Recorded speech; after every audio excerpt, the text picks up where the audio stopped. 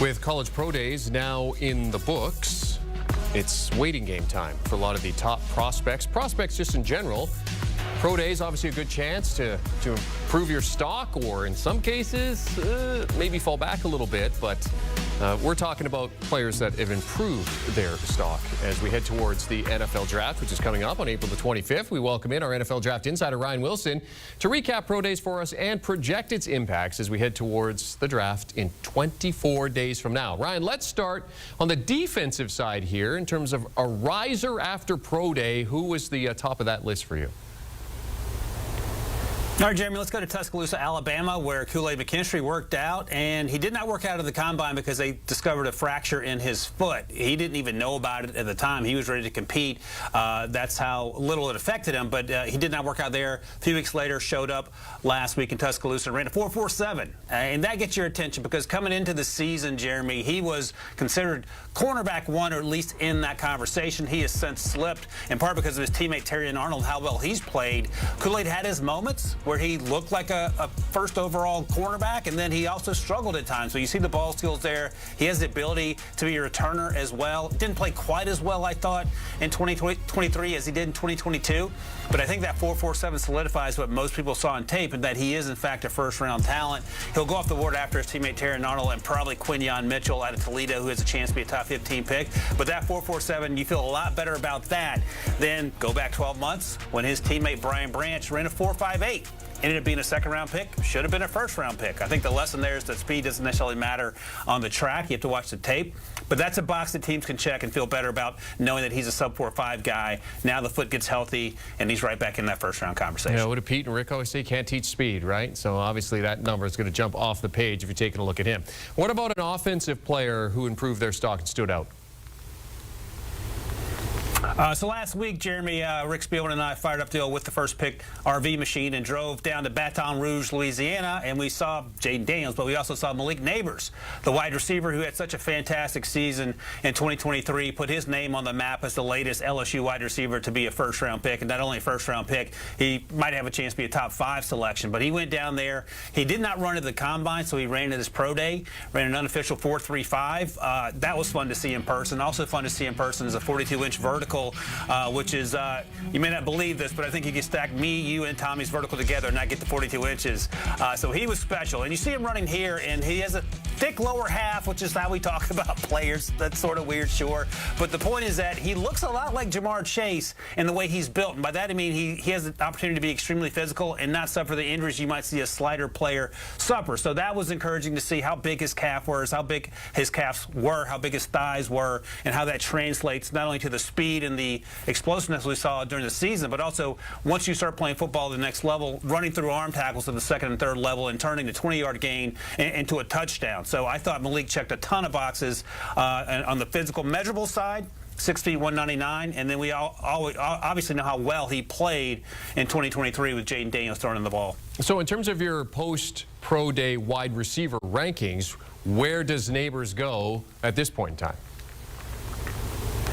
Yeah, so things get a little spicy here, Jeremy, and I'm not the first person to say this. Folks have been saying this for weeks and even months towards the end of last season. I have Malik Nabers that much higher than Marvin Harrison Jr. So you see Malik 1, then Marvin Harrison Jr. 2, and part of that, perhaps all of it, is the fact that Marvin Harrison Jr. has not done anything since Ohio State's season ended, and Malik Nabers has, as our buddy Rick Spielman likes to say, competed.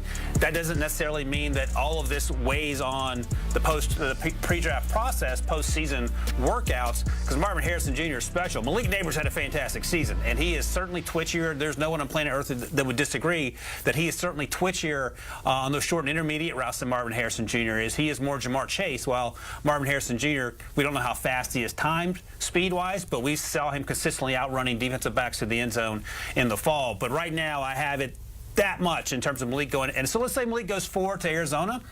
There's an opportunity, if a team trades up at 5 to get a quarterback with the Chargers, that right there at 6, the New York Football Jets could have a chance to take Marvin Harrison Jr., which I think would make fans extremely excited, and probably Daniel Jones as well. Yeah, I don't think that they would be unhappy if they were to have Marvin Harrison Jr. sort of fall into their lap. But Ryan, I mean, you talk about the slim margins there in terms of what you've seen in terms of the tape.